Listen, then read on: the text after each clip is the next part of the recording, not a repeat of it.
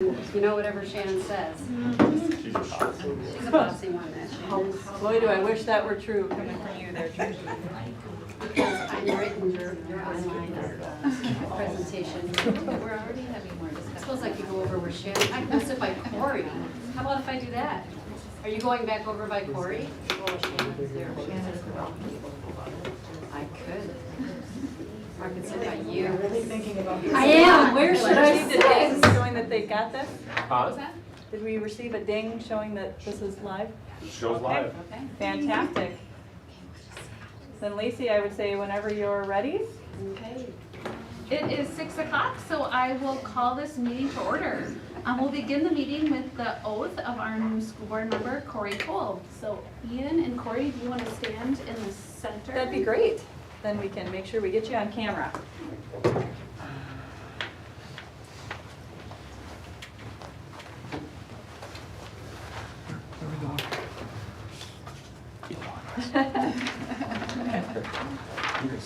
That is perfect. All right, raise your right hand. I state your name. I, Corey Cole, The undersigned, who has been duly appointed to the Board of Education of the School District of Somerset, but have not yet entered upon those duties thereof. swear that I support the Constitution of the United States. Start with the undersigned. Oh, the undersigned, who has been duly appointed to the Board of Education of the School District of Somerset, but have not yet entered upon the duties thereof. Swear that I will support the Constitution of the United States and the Constitution of Wisconsin, Swear that I will support the Constitution of the United States and the Constitution of Wisconsin, and will faithfully discharge the duties of said office to the best of my ability, so help me God. and will faithfully discharge the duties of said office to the best of my ability, so help me God.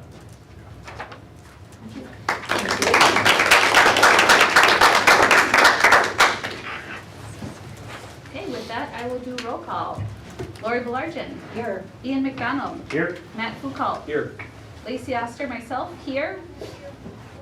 Bruce Belargin. Here. Marge Blill. And Corey Cole. Here. Awesome. Our district mission, together we engage, educate, and empower all learners, bridging their passions to pathways to create successful futures and positively contribute to our local and global communities. Is there a motion to approve our agenda tonight? So is there a second? I'll second. Any discussion? All in favor? Aye. Any opposed? Motion carries. I'm sorry, who seconded that? I did. Yeah. Thank you. I did not receive any public comment. Did you, Shannon, at all? I did not. Okay. Then we'll start out with a recap of our Costa Rica trip that happened this past summer and then our proposal for the 2025. Welcome.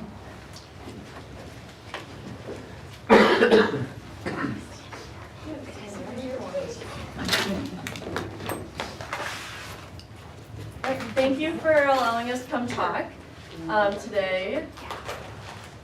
You want to hit the arrows for us? Perfect. My name is Elizabeth Granick. I'm a Spanish teacher at the high school, and this is my 4th year here at Somerset. I'm Marie Baumberry. I am also a Spanish teacher over at the high school. This is my first year here. I'm Josie Sanchez, and I'm a senior. Hi, I'm Ava, and I'm a senior this year. I'm Evan Backus, and I'm a junior this year. And Rachel Hoyt helped us put the, this presentation together, but she couldn't be here tonight. So.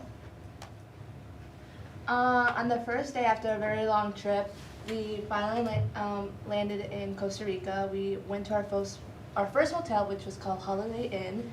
And as you can see on the bottom left, we went out to lunch, I guess, on our first day. And on the second day, we went hiking, which we hiked about like 3 miles, as you can see right in the middle.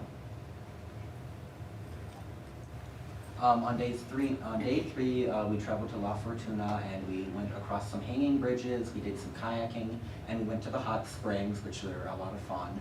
And then on day 4, we traveled to Monteverde to do horseback riding, and I personally went on a chocolate and like sugarcane factory tour, which I had a lot of fun in. Also, our bus driver, Jose, found us some really good pineapple. Nothing like it does here in the States. I had like a pineapple and a half by myself. On day 5, we went ziplining. It was really fun to go like through the forest and everything. And we also planted, on that same day, we also planted our tree right here in the bottom right. It's named Rico. And on day 6, we traveled to Punta Arenas. Thank you. Which you can see right there by the hotel. And we also did a crocodile safari. Day 7 was our beach day, and we were at the Manuel Antonio National Park. And then there were lots of Panamanian white-faced capuchin monkeys all along the road to the beach. That's a video of the monkeys. I'm not sure if it can load though. And then the walk to and from the beach was filled with street vendors, and then they were selling fresh coconuts, and they had lots of souvenirs and jewelry and clothing. And then that's our group at the beach, and then that's a view of the ocean.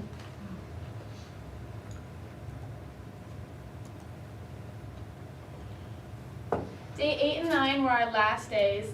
Day 8 we were back in San Jose.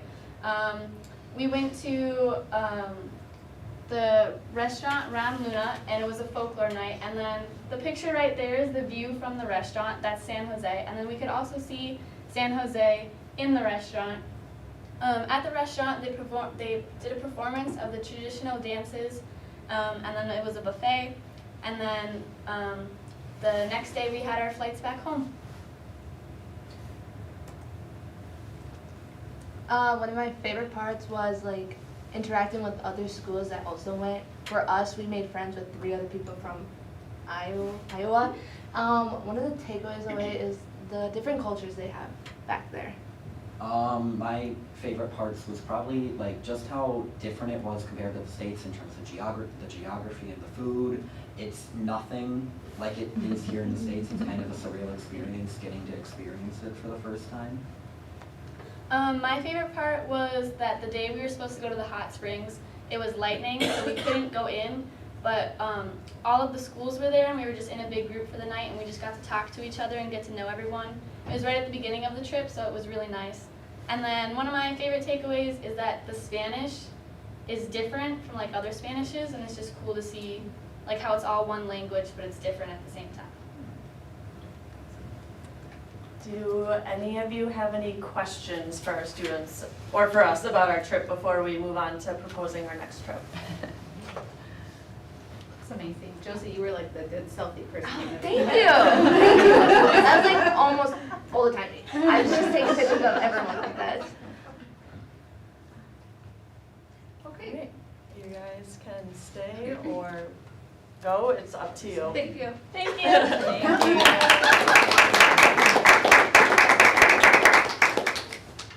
Okay, so our core K, or our Y, for this trip that we're proposing for 2025 is for the benefit of SHS students, so that they have the opportunity to connect and grow within content areas, apply knowledge and skills to real-life applications, build upon their personal passions to a global community, and then increase their global awareness, engage in a diverse opportunity with self-discovery, and recognize and adapt to new opportunities.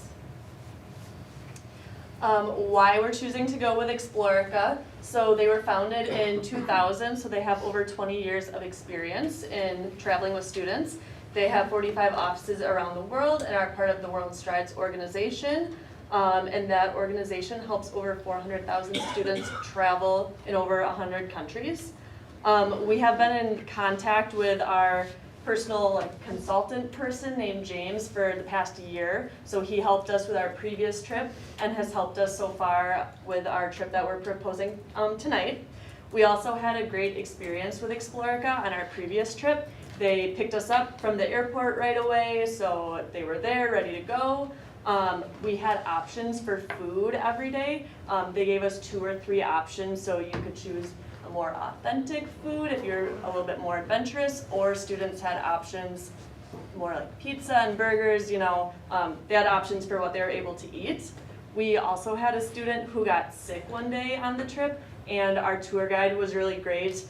She said within 24 hours, if that student wasn't feeling better, like we were gonna go to a clinic and seek medical care. So everything went really smoothly with that company. Okay, here are the trip components. Location is obviously Costa Rica. The dates we're looking at are June 9th of 2025 until the 17th. The cost right now is $2,859 per student, and that's like the early bird cost. But after November 17th, that cost just jumps up to $200 extra. It includes the round trip airfare, all transportation, all sightseeing tours and visits, all of the hotels, and they do have private bathrooms, breakfast, lunch, and dinner daily, and then a full-time multilingual tour director. Here is the trip itinerary. I'm not gonna go through it exactly, but it is the same itinerary as the trip that we just went on, so you heard a lot about that from the students. But this is the same trip that we went on in 2023. There's no difference. And then just general information for every 5 students that go on the trip, there's 1 chaperone who's paid for.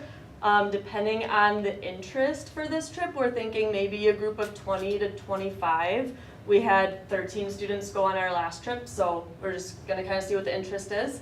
For fundraising, Explorica creates like a GoFundMe page for each traveler through their website, so students can ask friends and family to donate to that, and the money goes straight to paying off their trip. And we're also open to partnering with families and coming up with more fundraising opportunities if that is of interest. And we have a promotional video. We did show it last time, so if we would like to watch it, we can. Let's do it. All right.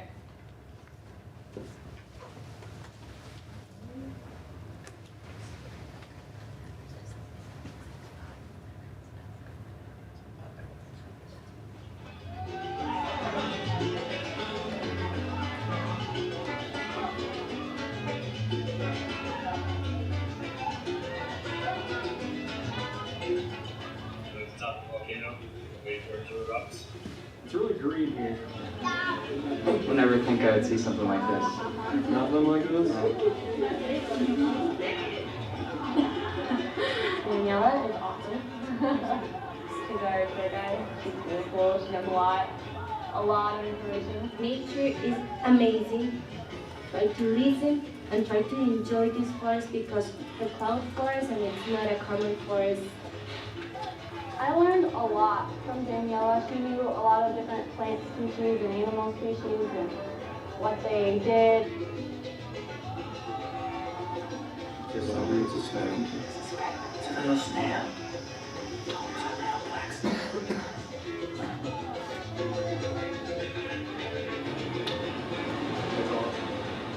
was cool to think how 90% of, because I was talking with Daniela, and she told me that 90% of Costa Rica in the 50s and 60s was deforested.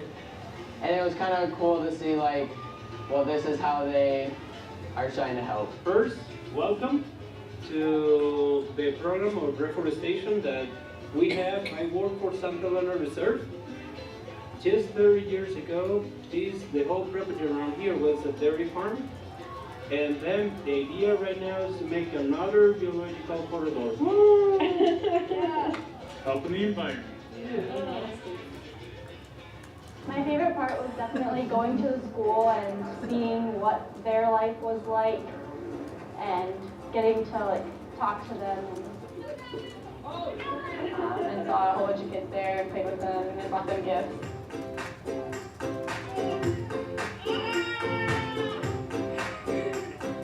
I brought stuff from my home and gave it to the kids, and to think they're gonna use that like every day kind of makes me happy. So humbling to visit the school.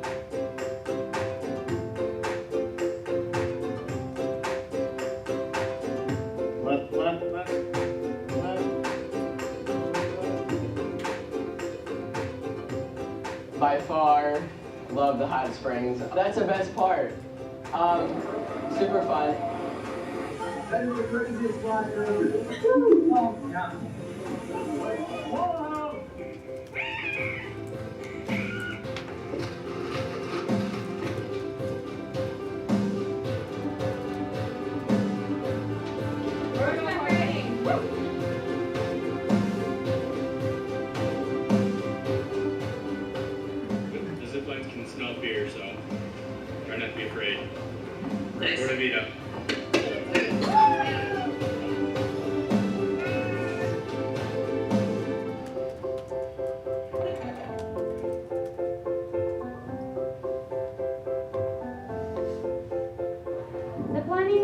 really fun. I was really nervous at first though, but they eased you into it, and it was awesome being that far above everything. It kind of was like flying. I think it's more, being in Costa Rica is more hands-on, and you get to see everything that you read about. It's cool to actually see it in person. It's a once-in-a-lifetime trip. You see a lot, you do a lot, just to experience the culture, the food, how people live. You get to see it all.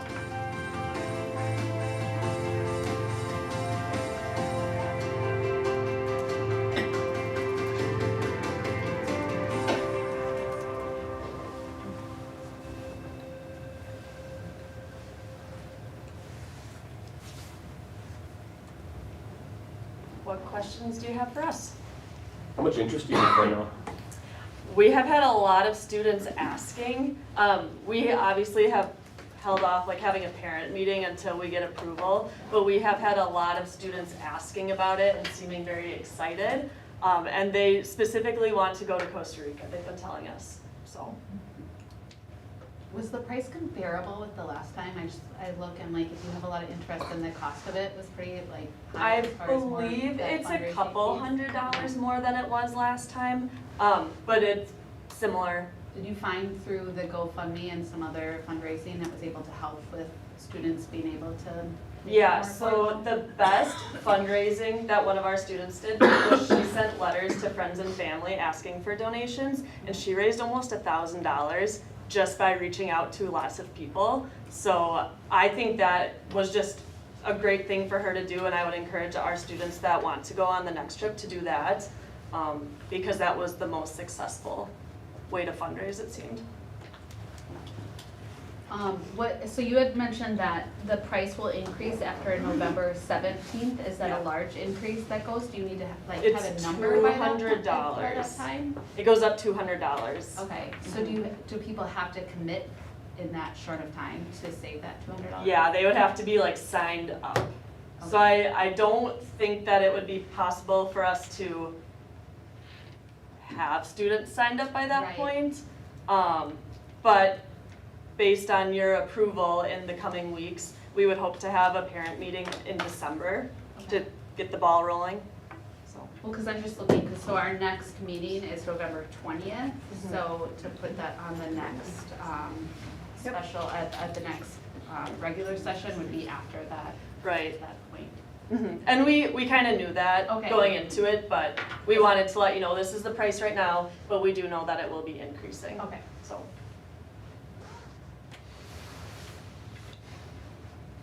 What other trips are there between middle, so DC, this Costa Rica now, this is the second time. What other trips are there? Anything else in the school, in the district? Well, music has fundraised for trips. They did Disney. Oh, that's right. Remember these I'm things? trying to remember. Chicago. Yes, band went to Disney, I think, a year and a half. I think they almost do it every other, like once every so many years, they will fundraise for a trip too. When the DC trip is, Technically, yes. It's technically not through sponsor, so. Same company. We do use Girl Scouts. Yeah. sounds exciting. Yeah, we're excited. Why went to Chicago? So I think the plan would be to bring this back to our second meeting for approval. I would say between now and then, any additional questions, certainly reach out to these amazing teachers and they can help answer anything that comes up. I mean, I know that there's no possible action tonight, but is there any way to move this forward so people could sign up and save the money? I mean, do you have people that would sign up if this was available in the next 2 weeks? I'm not sure if, to be totally honest, if I would be prepared to have a parent meeting and do all of that in the next 2 weeks. Okay. Yeah, Okay. I thought maybe you had been moving a little bit. yeah, Okay. not quite at that speed, so. Awesome. Pretty good. Thank you. All right, thanks you Thank guys. you.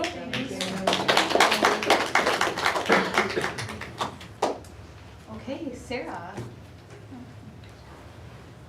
The memo is attached, but just to kind of give an overview and if there's any questions from the board. That's a tough act to follow. For those of you, I know Corey, you're new. I'm Sarah Colling. I'm one of 2 high school counselors at the high school.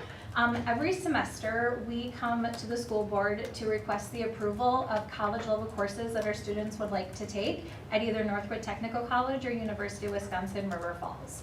The state of Wisconsin has 2 programs, Early College Credit, which is affiliated with our UW system schools, and Start College Now, which is affiliated with our technical colleges.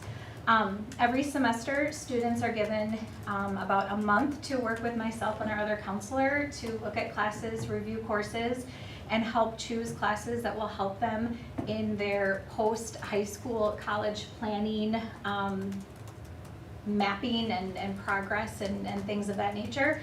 So we have right now 32 students that have met with myself or Sarah to look at courses that are offered both at River Falls as well as Northwood Technical College to select classes that would be closely aligned to generals or prerequisite courses that would help prepare them for their eventual entering into their full 2-year or 4-year programs. The state of Wisconsin state statute allows students to take up to 18 credits that are fully funded by districts. Once that credit requirement is met, districts are no longer required to cover the cost of textbooks and course fees and tuition. So we have many students that really take advantage of this opportunity as they are planning for their post-secondary plans. Every year we have a variety of classes that range anywhere from truck driving this year to we have some students that are taking speech or social media marketing classes that we do not offer. Within the memo that I sent is a link to the course requests. Myself and Sarah have gone through and highlighted and really made note of the classes that we would not approve. The one caveat that the board is able to use to deny potential courses is if we offer a similar course at the high school. So when you looked through your meeting materials in preparation for tonight, there were a handful of courses that we would not approve because we offer the same, if not the similar courses at the high school. So the courses that we are asking for you to approve are courses that we do not offer, that are courses that students have picked with intention, that are aligned with their college and career plans post-high school. And again, before we can submit their official requests and paperwork to each institution, we have to have official board approval of those courses. Just looking at the anatomy and physiology, I saw there's 4 that requested it. Mm-hmm. So we offer something similar, but no college credit. Correct. So regardless if they took that in the high school or not. Correct. So we have made exceptions in the past, and these particular students who are requesting anatomy and physiology have not met that exception. The exception would be they have taken all of our science classes and are no longer able to take any more science classes at our school. These individual students have not taken anatomy and physiology with us here in the district, or they have not maxed out their AP Chem, AP Bio options. So therefore, we would deny it for those particular students.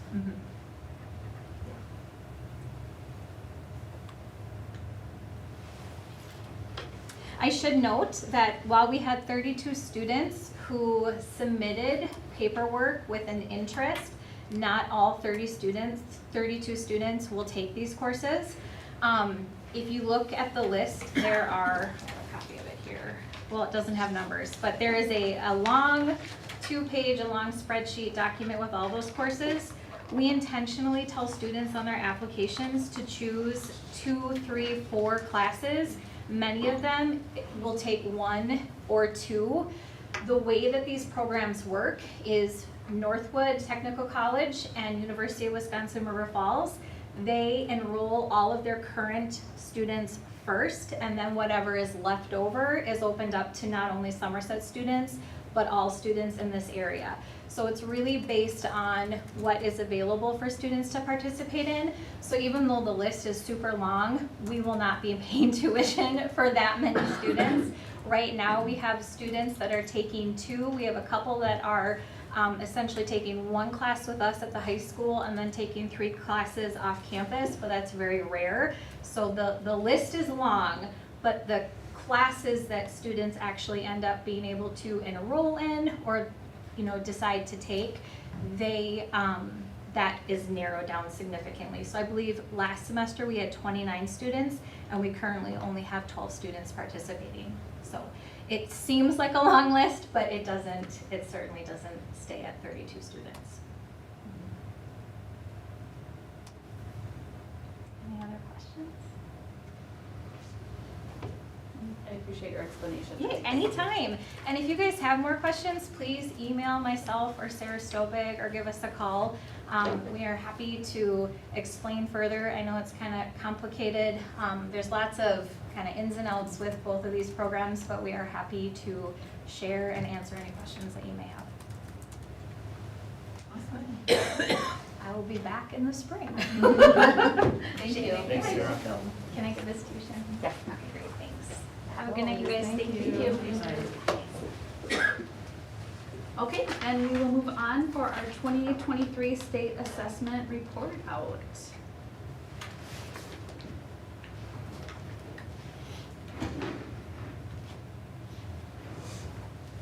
All right. I think we're gonna stay seated, is that correct? I think so. So we're trying a little bit of a new setup here. You know, we've talked about this previously as a board, a little bit through our board development of just trying to create a little bit different environment for our work sessions, especially when our admin team is coming to have some collaborative conversation. This was attached, so you have this and you have had this. I will kind of leave it up here and I will click along as we go so those of you in the audience can kind of see too. They're figuring out where they want to be. She is just being ordered around. It's unbelievable. It's fine. Okay, I'm going to launch us off a little bit, and because we have a brand new board member, welcome. And I think everyone else probably has heard this, but I'm just going to run through it very quickly. Wisconsin, we're talking primarily today about our state level assessment, although I think some other parts are going to be woven into our discussion.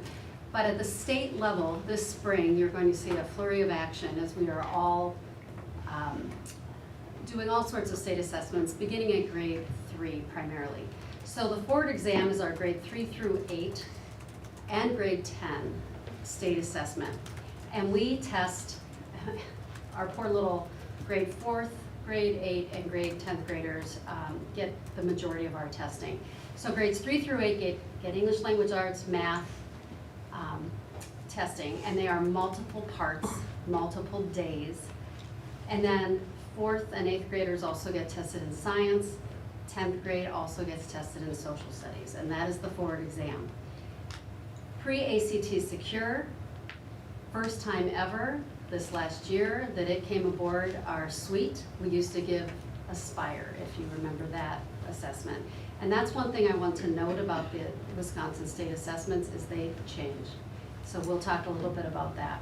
So the Pre-ACT Secure came on board last year. That's for grades 9th and 10th. That is part of the ACT suite. It is supposed to be better aligned to the ACT scores so that we can have better alignment, better understanding of how we can better serve our students, grades 9, 10, and then into the ACT. So the ACT then comes in grade 11, and that is ACT plus writing. So you can see all the various content areas that we test our students in there. The DLM, or Dynamic Learning Maps, is the alternative. It is just for a very small population of students who do not take the Ford exam. So when you look at this suite of exams, there's a few things to note. This is one time during the year. In the spring, they all start hitting at one time. We are running around the district, making sure everybody is doing what they're supposed to be doing. The Ford and the Pre-ACT Secure are done on the Chromebook. The ACT plus writing is still paper pencil. We can do the ACT plus writing online now. We have chosen, mostly because of student requests, to keep doing it writing. They prefer paper pencil. We have not made the switch yet. We have talked about it, especially for our students who have some accommodations, our students who are supported with an IEP, because some of those ways that we can serve our students a little bit better through the Chromebook. But students prefer paper pencil. So we are staying with paper pencil currently. One issue we're having is the constant changing of the test. Tomorrow, Sarah and I are traveling to Chippewa Falls because they are changing the Ford exam next year. That's another change. Every year there's a change. So the Ford exam as of this testing season will become shorter. They're taking out the whole listening section, which we have spent quite a bit of time on because that's an area that our students had not performed very well on. They're taking out the text-dependent analysis where students given a long writing, I know, a long writing assessment and having to do some close reading and responding to. They're taking that entire section out, which we're glad because it took an extremely long time and a lot of attention, and some of our students really spent a lot of time doing that, which we didn't think was very developmentally appropriate for some of our students and was very stressful for some of our students who had great anxiety. So again, lots of changes. So this is kind of a moment in time for our students. When we get the results, we get them in the summer. We look at the results, we react to the results, and we respond to the results. So we respond by taking a big picture, look at what's going on, and then we dig into them. We look at them by content area. We look at them how we've done. Just recently, we realize how we've done it compared to the state, because that tells us a lot too, because there's a lot of bias within those tests. Because of the change, we don't know how the tests really do align. The Pre-ACT Secure was an example of that. How did we do compared to the state? And then we bring them into EduClimber, and it becomes part of our data picture for our district as well as for each individual student. So we see that entire picture of how each student has done. One struggle that we've been having, and something to note, is test participation. So even some of our staff members are opting their students out of taking the test. Some of our community do not feel that these tests are entirely relevant or helpful to their students who have some anxiety, students who may not be going to a four-year institution, even some of our students that are going to a four-year institution that may not see the ACT as being needed any longer for their four-year institution. We know since COVID, many of our colleges, except for some of our very high-flying universities, have removed the ACT as a requirement. So we have many students who are just plain and simple opting out. Especially for the Ford exam, it counts as not proficient at the state level. So if you have 5% of your kids in 100 kids in third grade and 5 kids opt out, that's 5% not proficient right off the top. So that's a bit of a problem when you're looking straight at data as a whole. When you're looking at the student level, not a problem, because then we just don't look at that piece of data for that student. So that's just something to keep in mind when you're looking at it. The data that you're going to see is attached to that link right there. We pulled all of the data for this presentation from WISE-Public, because this is the data that is available to our public. When we pull the data into EduClimber, which is our data warehouse, we don't see that 0, not proficient because you didn't take the test, because that's not true data connected to any student. So if that makes sense to you. So when we look at that side of it, it looks a little different for achievement for our students. But when we're presenting to our public, we have to show what you would see if you were to look us up through WISE-. So do keep that in mind as you're looking at some of these numbers. Is there a way now or in the future for you to share with us the number of, in a percent, so that we're looking at it as it's given in WISE-Public, how much of that percent are because of kids opting out? So that we get a more accurate reflection of really what our under proficient percentage is? You can, and we can see it right in WISE- when you pull it up. Okay. The other thing that we're going to see is now with Act 20 that we'll be talking about coming up. Act 20 is the, what's it officially called? What's it officially called? Literacy bill that's going through? Yeah. With the teaching requirements of phonics and. Yep. Yeah. They will be requiring us to report out on the district report card. Right. All of our students are below the 25th percentile. So you'll be seeing a lot more data being reported out publicly, and even within our district report card, it'll be reported out in multiple different ways as well. So yes. And with that, we'll turn it over to Elementary school. the elementary school. Hi Corey, I'm Pam Philippi, the principal at the elementaries. Nice to meet you. Everybody else, you know. Sorry. Wait, let's back up. Hi, Corey. I didn't say my name. I'm Trish Sheridan. I'm the Director of Curriculum Instruction and Assessment, and I also oversee technology for the district. Nice to meet you. Nice to meet you. So something that's unique to us in the elementary building is we have 2 tested grades, but but when we get the data and we're really digging into the data, our 4th graders are on to Sarah's building. So we try to look at what went well for our 4th graders and what can we do with those 3rd graders going into 4th grade. So if you take a look at our English language arts, we were at 49.5% proficient, which is an overall 3.8 decrease from the 3-4 cohort the year before. One thing that's really exciting to us though is those 3rd graders that went to 4th graders, so follow me, they tested in 3rd grade, then they tested in 4th grade, they actually increased 15.2%. So we want to look at, well, what did they do in 4th grade? We know in 3rd grade it was the first time taking the test. There's a lot of anxiety around that. They knew what they were doing by the time they were 4th grade, but we really are looking deep into what's happening there, right? What can we do? And then breaking it down, I'm going to break it down by 2 subgroups, students with disabilities, and then they increase their proficiency by 5.5%. Again, what did we do for those students to kind of make that difference? But then our economically disadvantaged students decreased 7.7%. Then we look at math, our overall proficiency was 55.7%. But looking at the cohort, or that group, all those kids decreased 8.6%, but the 3rd graders to 4th graders stayed exactly the same. So they didn't grow, they didn't drop, but they stayed the same, which is like curious, right? So these are questions that we think, how did this happen? And then looking at our students with disabilities, that they decreased 4.8%, and our economically disadvantaged decreased 10%. So really big what's going on with math. That's what we're looking at. 4th grade science proficiency 67.8%, and our social studies 75.9%.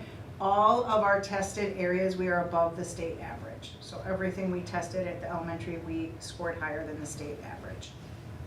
So then we take our data and we look at it and we think, you remember when I spoke earlier, we kind of were surprised with the brand new reading curriculum that we would have some kind of implementation dip. But as we looked for root causes, we also discovered a lot of pacing problems with trying to learn and navigate all of the new curriculum. And we really are focusing our effort on improving practices. The other piece that's huge is, yep, we got a new curriculum and we are really focused on navigating that, but we didn't spend a lot of time on the science-based early literacy instruction that we know is so important, and again, a part of Act 20 that Trish is talking about. So this year we have focused staff professional development on what's called top 10 teacher tools to really work on how are we going to be better teachers of ELA, and what practices, kind of challenging each other with how do we do the best for our kids. We also are having intentional focus on the decrease of proficiency in math. We know we have a curriculum that needs some updating. We know we're looking at new curriculum and a lot of really exciting things with that. Staff taking a look at what's out there and what people are using and how we can be better teachers of math. And then just kind of looking at our academic and our behavior systems. So our overall building goal for this year is by June 2024, our professional learning communities will enhance and grow in our ELA instructional practices. Making ourselves better teachers of ELA will increase the ELA proficiencies for our students. And then taking a look at other areas of growth, we continue our responsive classroom focus. That is something that's really ingrained in who we are. Each and every student starts every day in a morning meeting. We really take responsibility for being good citizens and doing the right thing because it's the right thing to do. We are growing our restorative practices in terms of restorative practices, responsive circles school-wide. We're bringing back a Super Spartan Award. We're really focusing on an authentic citizenship award for our students. And then I was really excited to see, so our 4th graders, again, our 4th graders that are just kind of learning how to be reflective and how to assess, they do a self-assessment called My Savers, and it gives them, benchmarks of how safe do I feel in school, do I feel like people are there for me at school, and they were 79.4% made the benchmark in the fall. And so just kind of that's their very first assessment and how to work with that. We were pretty pleased with that and looking at Do we have places to grow? Yes, and we'll reassess, but it seemed like a good place for them at the beginning of this year. Any questions about elementary school? I have just a couple little questions. The top 10 teacher tools with your goal, is that every single staff member? In fact, every single staff special member ed, who classroom potentially teachers. could teach ELA. So even if Okay. I'm a special educator right now who maybe doesn't have ELA with my caseload, they are also in this training. Okay, good. So all of our interventionists, everybody who touches reading. And then you mentioned math. Is there talk about looking at a new math curriculum? Yep, Is so that I'm in the excited to works? say that tomorrow I'm taking a team of teachers to CISA, to a math curriculum fair, so we can see what's out there, what's new. We like our current curriculum, but I don't know how many years, I mean, I've been here 6 years and we've had it when I came, so I mean, it's time to take a look at what's out there, what's best practices. We've already done the work. The new math standards came out 2021. 20. We're in the year that we need to be doing this work. So we've already unpacked the standards, we've already written our math vision for math instruction at the elementary. We've already had done our work with CISA as far as looking at the math practices and what are the shifts for math instruction. And now the next step is to really look at high quality math resources. So tomorrow is, thank goodness, CISA put together, here are the high quality ones that have been vetted.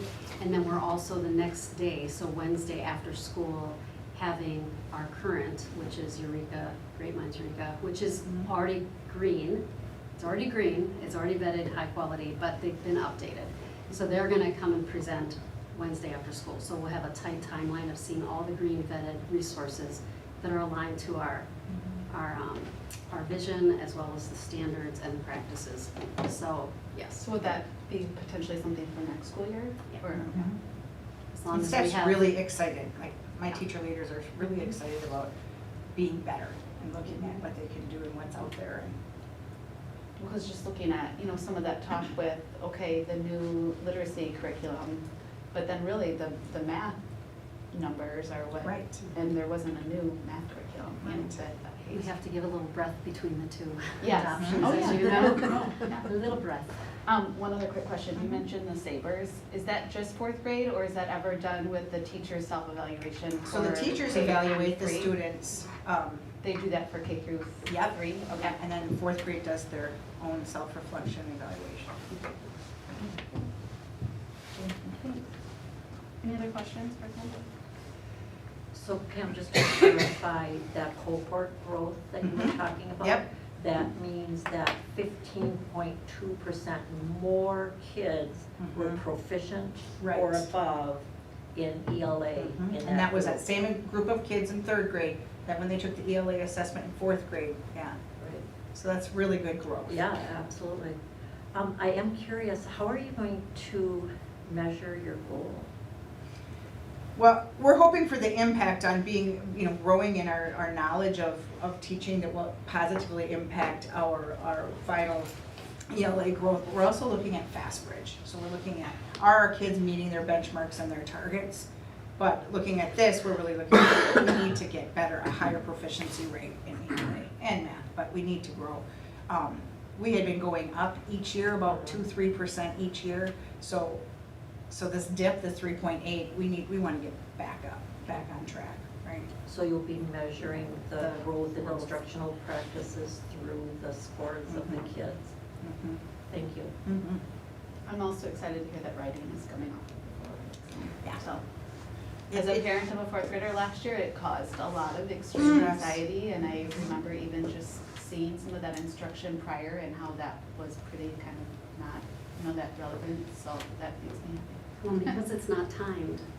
We had some students that would sit for hours. I had several who went through 4 or 5 hours. That's not healthy. Well, and I think just the validity of it when you have a written piece as far as how they're scoring that and how that's put together. I am excited to see how they're going to change that piece of it tomorrow. So if we're getting a new math curriculum next year and we dropped last year in ELA, how do we not drop in math to this set ourselves up that we're already gonna be lower again? If we already dropped Right. 10% or 8%, whatever it was. Mhm. What are we doing? I think first of all, really taking a look at the standards and like, are we making sure that what we're teaching is hitting those standards correctly? But research shows an implementation dip. I just hope we don't, we combat that, right? We work hard to not have yet another dip because we can't afford to go lower, right? Well, yeah, and that was, so I brought this one up to Trish already. What do you think we should be at for percentage in our school? Like, if your optimal school number, I mean, is it realistic for people to say, we should be at 70% proficient? I mean, because I look at 50 and that's half the kids. Even if we have 5% not take them, that's still not. I'd love to see us at 70%. Yeah, I'm just. I mean, if you look at, An optimal number we're using. We know some kids aren't just gonna make it, but. and the highest really, I think we've been in, low 60s. But yeah, I'd love to see us up at 70%. Do you think that's an achievable number would be? I think, I do, if we really feel confident in what we're doing, I think we teach a curriculum, but we also need to talk about our pedagogy and how do we believe we're teaching ELA, and that's where we had a lot of training when we rolled out that first curriculum, but we didn't, like now there's so much changing in terms of, what we know and research is showing and the science behind how kids read. It is really exciting when you're going into these kindergarten and first grade classrooms and so just the impact on the phonics instruction so far, and it's November. It's amazing what kids are doing. So I'm optimistic, Bruce. Well, yeah, I'm just And asking, I'm also I don't know, right. I don't have, I mean, I just see 50 or 40 or 60, I'm just trying to put it Right. in the numbers, like what should we really be, I mean, our school, our district, is if you were a principal saying, we could be, I could see us getting to 70, so when we're looking at these, okay, we're moving up, but where's kind of that threshold number? Okay, I'm good, thank you. Oh, all right, is it my turn? Anyone else? Hi, Corey, I'm Sarah Eichten, middle school principal. So, at the middle school, our achievement had a pretty solid year. We were well above state average in every tested area in all grade levels. Our ELA achievement went up 5.5% this year, which if you recall was our goal for last year to hit 5, so we'll take 5.5. It was year 3 of us implementing our new 6th through 8th grade study sync curriculum. So the pacing, all those things that Pam talked about for last year. In 5th grade, we still saw, we saw a small dip from that cohort from one year to the next, but it was higher than it was the previous year when we had a not vetted ELA resource. So even though the kids from 4th grade to 5th grade didn't jump cohort-wise, like that group, being it was the first year with a brand new ELA resource, we were still higher than we were 2 years prior to that, so I'm pretty pleased about that. Math across the district, across the building was 53.8, which was 3.2% higher school-wide. And then my science and social studies, we were at 59 for science and 62.9 for social studies. Science saw an additional increase. Social studies went down a year. If you remember, like our 8th grade, that's a different group of kids every single year. So you can't cohort that because they take it in 4th grade and they take it in 8th grade.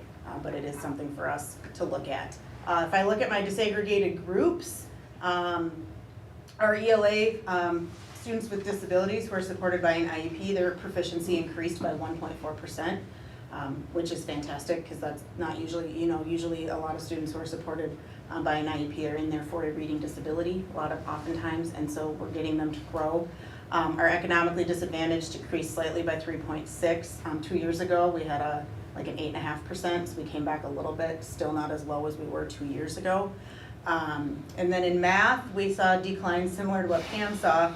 Our students with disabilities decreased by 5.3, and our economically disadvantaged decreased proficiency by 1.2. So when I look at something like that, if you want to flip to the next slide, Shannon, that kind of takes us into like our areas for growth and focus.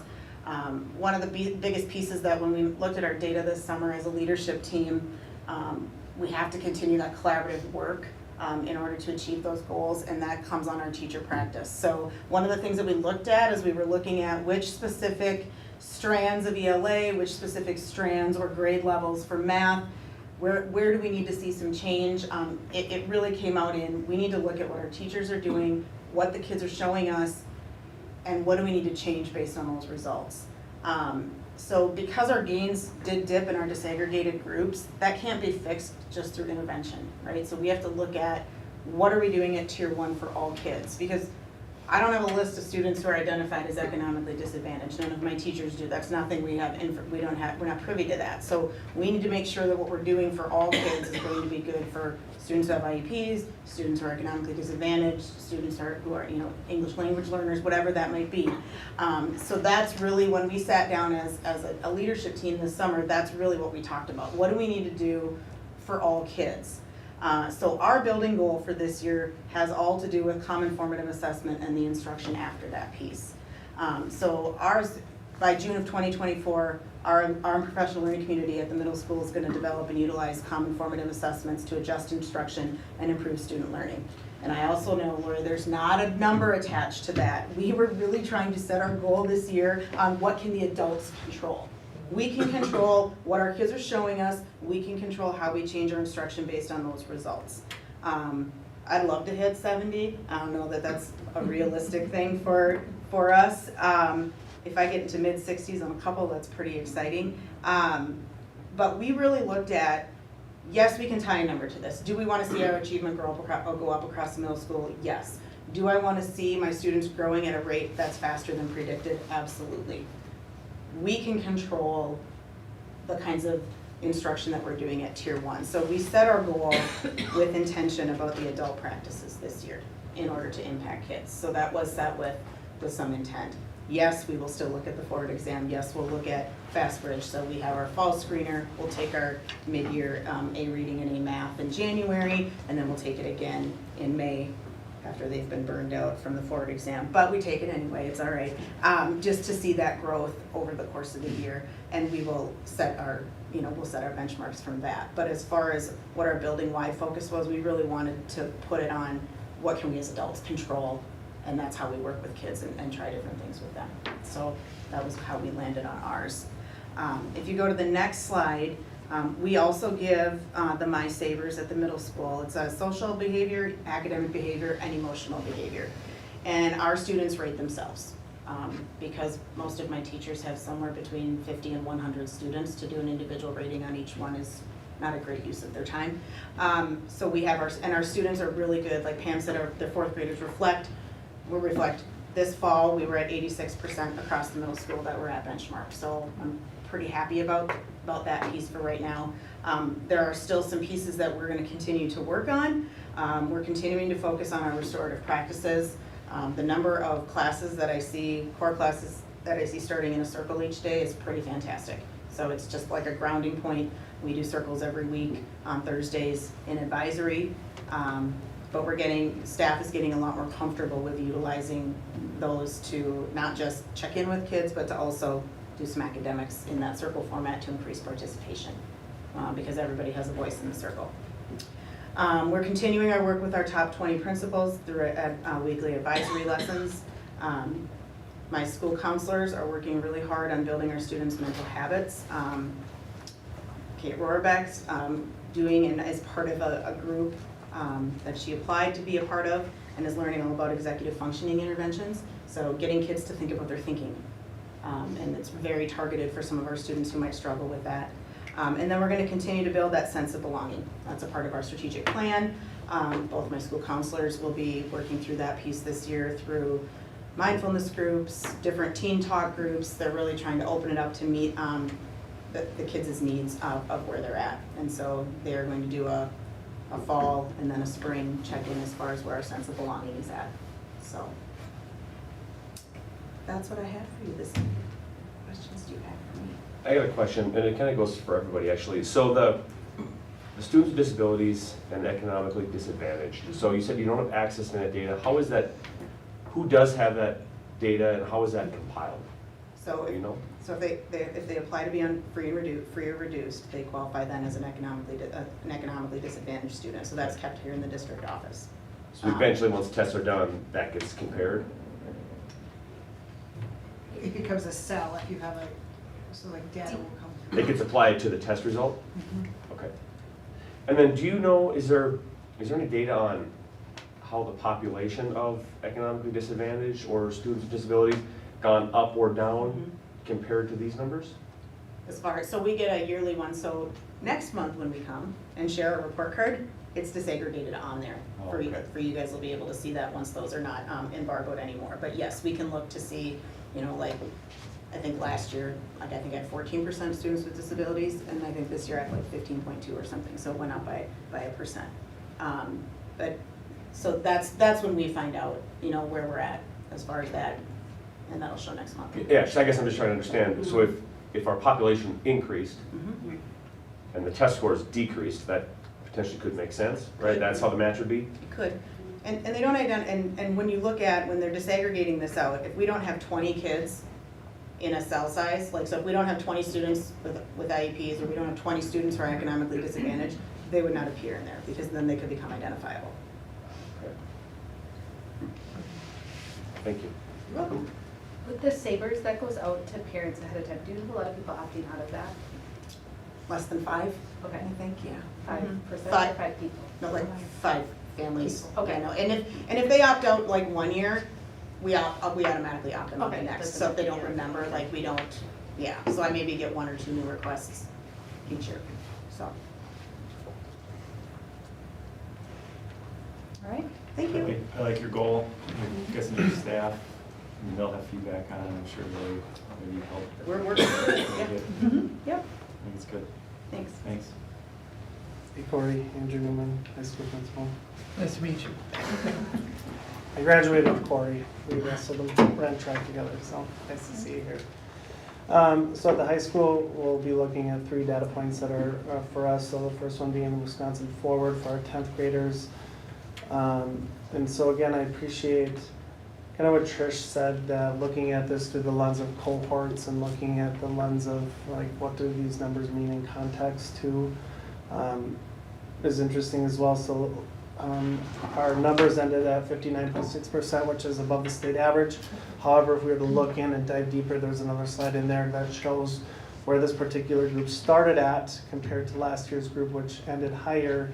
However, the work that our staff did to grow them throughout the year was really intense, and to us to even get to that point this year. So again, as we look at these numbers, it's hard to understand the context to all the work and how does this relate. So 59.6% of our students score proficient or advanced. And then as Trish mentioned, this was the first year that we had done pre-ACT Secure for both ELA and math there. And as you can see, 3 out of the 4 were above the state average. Our grade 10 was just below the state average. Another thing, right, for grade 10 that we were navigating last year, we had 3 grade 10 teachers throughout our year that we were navigating as a part of making sure that we're consistent in providing good instruction there. So, right, some of these stories behind the scene there. So those are our pre-ACT scores in Wisconsin Forward. And then looking at ACT, this particular group again scored really well. So you can kind of see the last several years. So we're on our 0.2 in terms of ACT score, even though it's a different group of kids.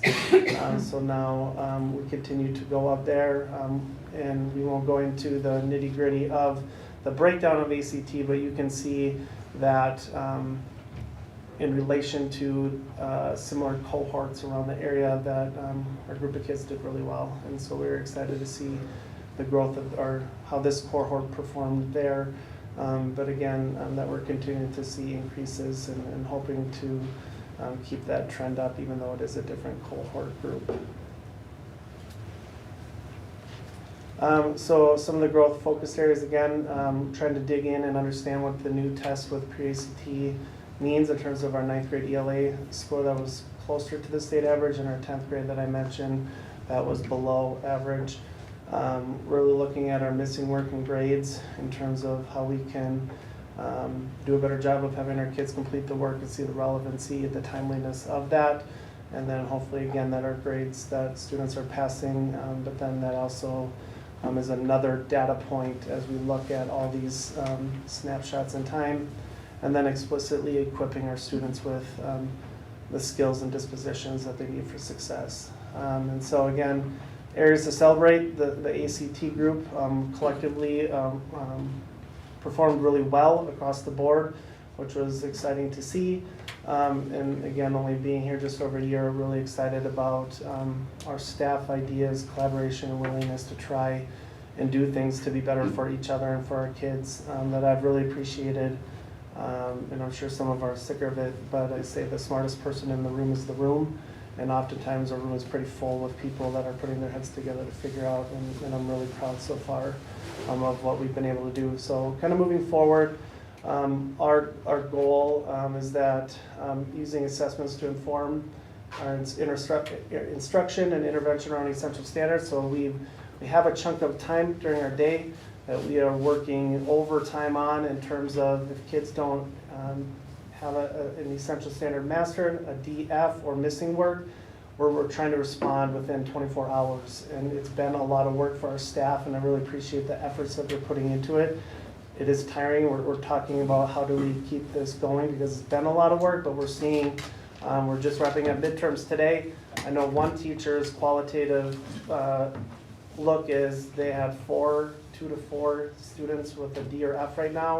Historically, they had many, many more. So they're seeing themselves the ability to use the data now in a more responsive way, and they're seeing that already pay off. We upgraded our advisory experience, focusing on SEL and studenting skills, like how do I study for a test, how do I take notes. We explicitly built that with about 12 to 15 staff over the summer. Staff are reporting that they really appreciate the changes and differentiation we've made to our 9 through 12 advisory times, and students are feeling they're able to see the right now ability to apply what they're learning in advisory in their classes. Our first 90-day plans really focused on making learning more relevant, rigorous, and life applicable, including feedback, really digging as a staff, what does it mean for something to be rigorous? What does it mean for it to be relevant? How do I give meaningful feedback that's going to impact and help grow learning? So our last 2 PD days have been really intense in terms of understanding what that means, bringing lessons, bringing unit plans, talking about it as groups. What does this look like? How do we keep growing what we do in front of our staff or in front of our students? And then I anticipate our next 90-day plan moving forward is really looking at how do we make our data actionable? How do we make sense of these data points in time? How do we align and see trends? For instance, again, if students are not performing well on state assessments but really crushing our site, might there be disconnects there? Are they rigorous enough? Or trying to make sense of all this data, and then working on, again, tighter lines of communication with families and all stakeholders. I appreciate seeing some of our paraprofessionals here. They do a lot with our students, and so really trying to be tighter with the need to know information so that we can respond a lot quicker. Any questions for me? For the ACT, is there, I'm just looking, I like to being able to compare on some of the other ones, like state average. Is there a state average, or how do we compare with the ACT? I didn't put that in, Trish, do you have? I couldn't find it. Yes, That's a good question. We're just giving, yep. State average was 19.8. No, state average was, oh, you didn't put the state average? No, Was it? Oh, yeah, I'll make I sure to think put so. that in here next time. Go to this page. 19.5. Slide 13. 19.5. 19, thank you. And this is me learning, so Forward is different from ACT, because Forward, if kids don't want to take it, or I shouldn't say kids, if parents don't want, they can opt out. Is that the same, so the ACT, do they opt out, or do they sign up for the ACT? They can opt, they opt out. Everyone is in it just like any other test, but then they choose to opt out. Okay. So like so as as Trish, we're talking, Trish, and we were kind of talking about, you know, and I think Lori kind of had addressed it, what do you see for the participation with the ACT? so I can't speak to prior to me, but I know that I believe it was about a 20 20 student increase that we had last year take it than we had before. When you have more students take it, a test I've found typically that's lower to score sometimes because you have more students taking it that normally hadn't. And yet we saw an increase of having 20 more students do that, right? Like cohort to cohort, who opts out, who opts in. I know some places want to try to get a higher score, so they do things to play that game, if you will. And so to Bruce's question, in my opinion, if you're expected to be an independent adult, I would want you at proficient or higher. And so that would be my goal, is that every single kid takes the test and they perform high on it, whatever test it would be. So we sent Sarah Pauling last year to the ACT conference in Wisconsin. So they hold a conference, and ACT was there, and they had a lot of roundtable discussions about how do we keep the ACT relevant?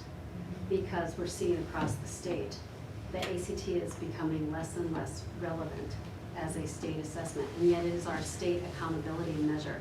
It is what DPI has chosen and has a contract with for many years to measure each school, you know, our level of how are we performing. They use it in many ways to kind of make sure we're doing our job. And yet, to many students, to many families, to many communities, it is becoming less and less relevant. So she came back with many ideas, but she also offered many ideas on how we're trying to get students engaged, families engaged, make students connect to their data and why it's important and how we try to use the data. But truth be told, ACT sees the writing on the wall too. Because unless you're Ivy League or Madison's bringing back the ACT in the near future, but other than that, schools, it's optional.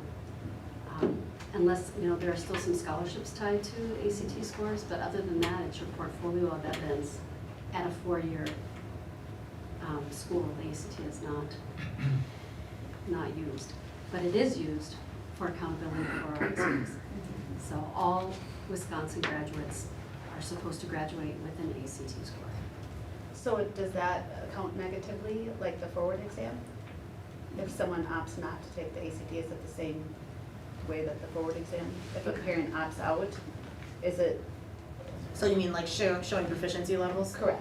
So the ACT is scored in many different ways. There's also an ELA score and there's a STEM score, and those come proficient, not proficient, proficient, not proficient. So it takes away in those categories. There's different categories the ACT is scored in. The one place where it will really ding us, so that when we get the state report card, there used to be a negative point score if you had participation rates that were low. That was taken away, but we do have another federal identification. And if we start seeing low participation scores there, then after a 3-year trend, then you start getting negative points taken away, and then you can be identified as a school that needs improvement. So that's where we'll see some problems, but they're seeing the same problem across the state. But it sounds like we went up in participation though. But there's still a threshold that you Did we hit have, the that threshold? you're supposed to be hit. It's supposed to be 95%. Did we hit that? No. 95% is pretty high. And it's in subcategories, like all of your students with an IEP, all of your students. So when you're only testing one grade level, and your grade level is 100 students or 120 students, that's a pretty high testing rate. So do we have a percentage was? percentage? Do you know the percentage? I don't know the percentage. So it's something we're keeping our eye on, it's something Sarah's working on, it's something we're all kind of working on. We're giving, you know, pep talks, we're like trying to make the test relevant, trying to make assessment relevant, trying to show kids how we can set goals. We're using the assessment scores to make paths for kids and so on, but it is definitely a struggle. So I think too, right, depending on what your goal is, what you're trying to do, right, like other schools tend to go like an extrinsic route in terms of celebrating, like from handing out cash to celebrating things to whatever. One way that we wanted to tie it together theoretically is, the state is telling us that we have to have these kids master essential standards, and again, theoretically, they're assessed through the ACT. So in theory, if our day-to-day is teaching these essential standards, this test should be another data point in their progression. So we talked as a building as saying, hey, based on score output, we would only help your grade in the course so that we see students see this as a valid test that they need to try on and that it can help them in their day-to-day.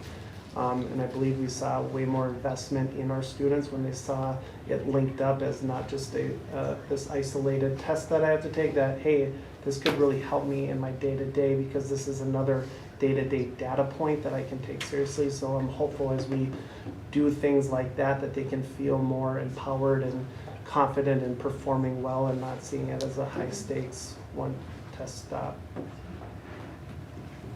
So now I'm going on sorry, I'm gonna keep going on what you're saying as far as if this is where colleges are going, that it's getting away from the ACT, and we're talking a lot about, you know, portfolios and getting that. What is being done to be able to prepare our students in that way? Have you seen our strategic plan? Yeah, I've seen the strategic plan, but I'm looking for like, I'm thinking, because I think this is ingrained in lots of people's minds that the ACT is your ticket into college, or you need to get certain, so, and I think even to prepare our kids in high school, like what can they be doing that's going to get them into a four-year college? What can they be doing to get them prepared outside of Somerset High School? But I know we're doing those things with the strategic plan, but I think about, I mean, what our community sees, and when we get our report card, our test scores are there, but just really making sure, and I know we're doing it, but like making sure that kids understand that piece too, because I think this has been a long, look at, they're starting in third grade, the testing, and I gotta do good for testing, and we have to do this, but really then they're getting to high school, and a lot of colleges aren't even using the ACTs.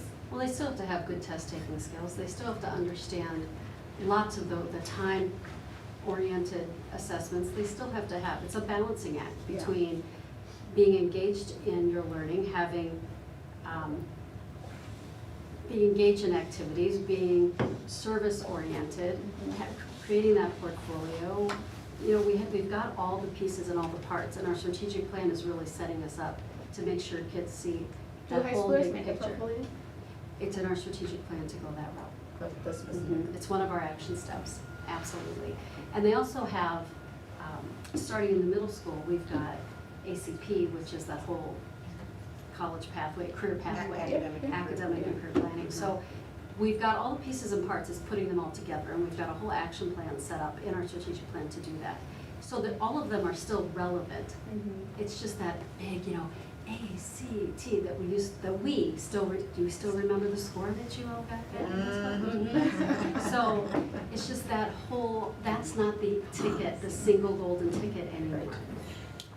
Like you're saying too, like, right, we don't have everyone planning to go to a four-year school, and so we have other testing groups throughout the year that are taking entrance exam tests for, like Milford's and other tech schools, as well as the PSAT. Like, there's other data points, but again, right, the state is reporting on ACT, even though we are having our kids prepped and ready for whatever it is that they want, but that's not in the mix with that stuff. And then again, those kids that don't see the value, or I'm already taking the test and I did well on it for this part of my life, how do we make it relevant then for them to want to do well on something that has no value for where they're going next?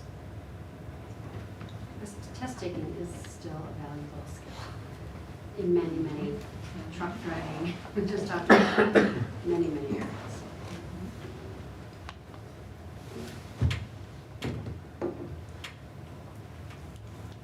All right, thank you guys so much. Thank you. Lots of Great information. Thank you for the.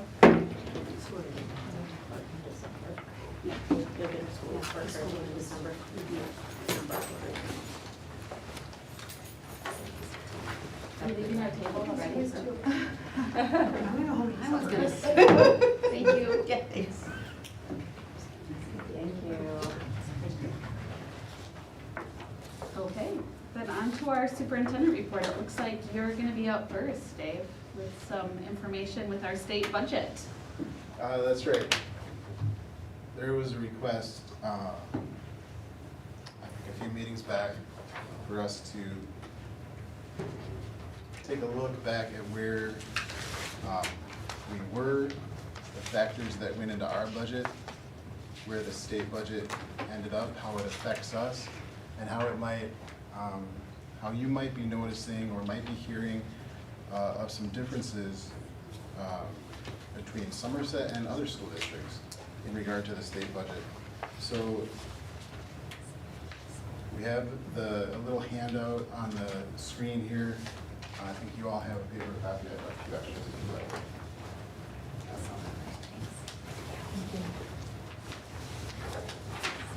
And so, to start, well, first of all, I'm Dave Gerberding, the business manager. Nice to meet you. For us to remember where we were in the springtime when we made our significant cuts,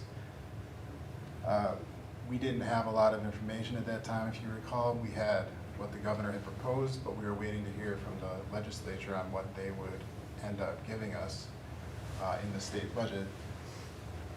And so we guessed that it might be half of what the governor had proposed. The reality ended up being fairly close and a bit less than that. And the two major components for district revenue gains in the state budget were a revenue limit per member increase and a percentage increase on the categorical aid that is provided through special ed, through Fund 27. And if that aid increases, then the amount of expenditure we have to apply from Fund 10 to cover that cost at the end of the year would decrease. And so those were the two places that we were looking at, the major sources that they could increase district revenues, or districts could increase their revenues through the revenue limit. And so if you look at this sheet, you can see on the bottom I have where it came from. I took this from worksheets, from reports that were submitted to DPI by the end of last week was the deadline. So this is brand new information, but I want to make sure people are aware it's reported by districts. There may be errors. It's not final yet. And also this is, again, from worksheets. I haven't had conversations with these districts. As you look at this, keep in mind that every district is unique. They do what's best for their district and their community and their resident interest. And so we don't have the full story of why this might look like it does for other districts. We know what it looks like in Somerset and how we got here. So I just wanted to keep that in mind. There's a lot that goes into these things. So if you look at on the left-hand side, you can see the revenue limit, maximum revenue per member. And so, as I said, one of the main components to increase revenue was the per member increase, and that ended up being $325 per member. The other component was the special ed categorical aid, and it was proposed to go from 30% to 60% reimbursement. We budgeted at 45%, which was half, and it ended up going from 30 to 33%. And so that's where we had a discrepancy. But we also were estimating a lower per member increase, and this ended up higher than we were estimating. So this only is a comparison. This only looks at the per member increase. And it's just, again, for context, why you might be hearing about other districts, or you might be wondering, how good was the state budget for Somerset? And so within the revenue limit, there's a per member calculation. And so the increase, as I said, was $325, but there's also a factor where there's a floor, a minimum that you can accumulate in revenue within the revenue limit, which is state aid and local levy. There's a minimum per member. And that amount prior to the state budget was $10,000. Now the state budget said we're going to increase districts $325 per member. We're also going to increase the floor from $10,000 to $11,000 per member. And so if you look on the far left column, you can see where districts were at in 22-23. And you can see there's a number of districts that were either at that floor of 10,000 or close to it. Somerset was very close to 11,000. So when you look at the column that's in red, the font in red, dollar amount increase, you can see the districts that were already at 11,000 or higher got $325 per member. The districts that were lower, or all the way down at 10,000, they got $1,000 per member. There's one, St. Croix Central, that's a bit higher. That's because they also have an ongoing recurring referendum that's also, so that's why that one is higher. Now again, I don't have the full context of the decisions or the plans or what went into the levies, but just as a comparison, you can see some of the districts that had the biggest dollar amount per member increase had some significant levy increases because they had significant increases in the revenue that was available to them. And so those were discussions and decisions they made in their districts to set that levy at that point. But you'll notice that Somerset is the only one that had a decrease in the Fund 10 levy. And that's because within the revenue limit, we were offset by our increased state aid. And so bear in mind again, state aid isn't included in any of these columns. So we don't have the context for the other districts, but we can see the differential, the comparison between some districts have significant additional revenue authority. And other districts like us or Amory or Hudson or Prescott, we're at $325 per member. And so we're more limited than those districts. So you can see the state budget was positive for all these districts. State budget was positive for Somerset, but there is a differentiation and there is a difference between districts in how that worked out for each district. And Laura, I know this was your question initially. Did you have other components that you wanted me to touch on?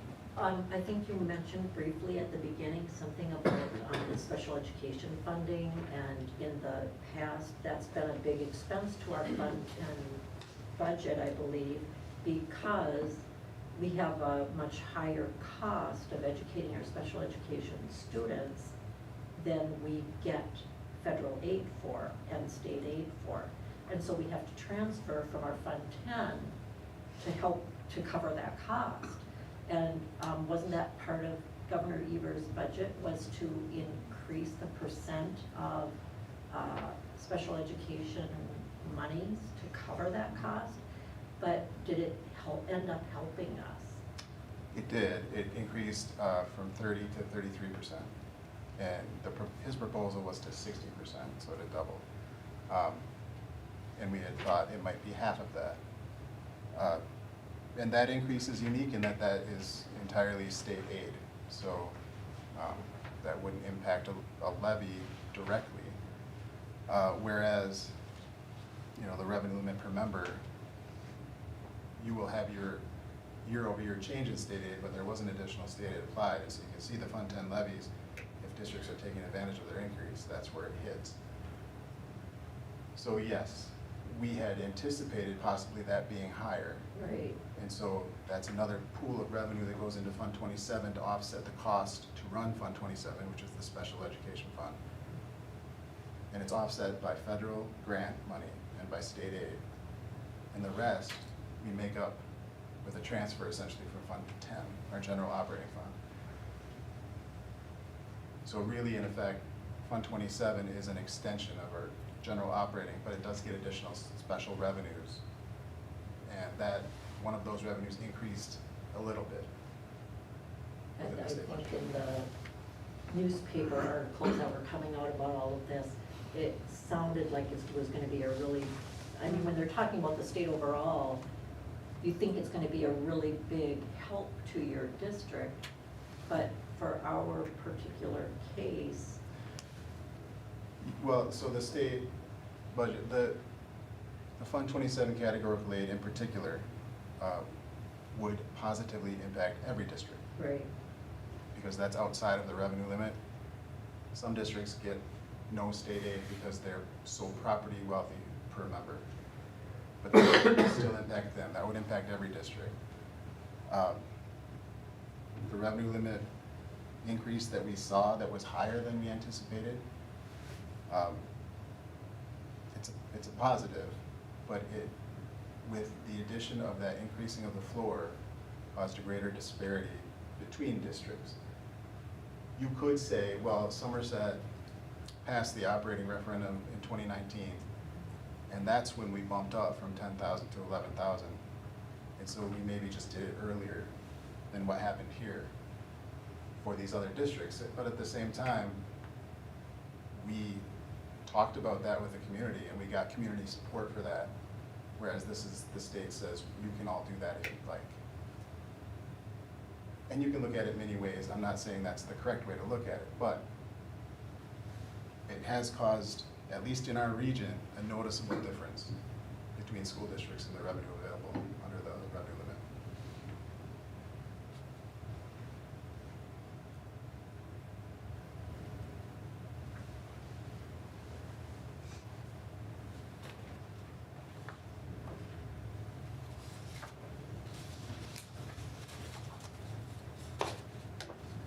Other questions for Dave for the immediate moment? Is that helpful? Because I think, Lori, you're dead on that. I think I too have read, right, tons of articles and webinars and things, and I think the general consensus for many districts is the 325 is certainly better than 0, but also certainly not having the grand impact that that likely community members in general may think that it does. If you read some of the articles on the governor's budget and those kinds of things, it's still tight. It's probably the best way to describe it, right? So, but I appreciate this too. I think the more that we kind of hear this and are able to kind of talk about it publicly, I think it's just helpful to understand the bigger picture. So, all right, thank you. Thanks, Dave.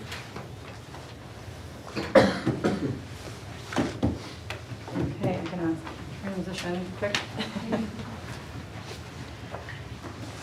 Okay, so I had a couple other things here. So I am on my letter B.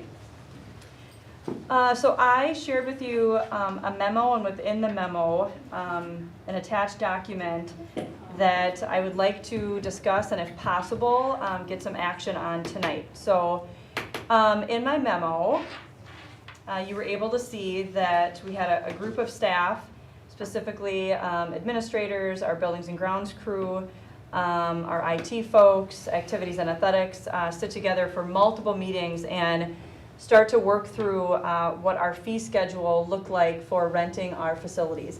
As you are probably aware, throughout the given year, we have lots of different groups that want to rent out, from gyms to ball fields to classrooms to the commons, you name it. And when we were doing some of the transitioning of tasks and responsibilities, we were running into, I would say, some struggles within our system that we use for people to be able to rent and reserve some of those spaces. Because we didn't have, or we couldn't find any evidence of consistency with our pricing. Some groups being charged, some groups not being charged. We were getting feedback from the community of being unclear about if this group, I'm with XYZ group, am I gonna have to be charged? I wasn't last year, I am this year. And so we did a lot of research with looking at schools around us and what some of those costs are. And we kind of put all those things together and put together, basically starting from scratch, a document that we feel is transparent, is easy to understand if you go into our website to kind of figure out what group am I and what might I have to pay if I want to rent some piece of our facility on campus. Trying to keep the prices consistent. We also saw that, for example, a classroom at the middle school might cost more to rent that than a classroom at the high school, and it was becoming kind of a housekeeping nightmare. So with Aaron Vanas and Troy Wink really taking the lead on this, those two then did additional work above and beyond our group meetings, really trying to get inside our schools and clean up some different things just to kind of make it easier all around, not only for community members and groups that want to rent, but also even internally, keeping track of billing and those kinds of things. So Bruce had asked a great question of, do you have a document of previous to show what the prices were previously? And I couldn't find any evidence of a formal document like this.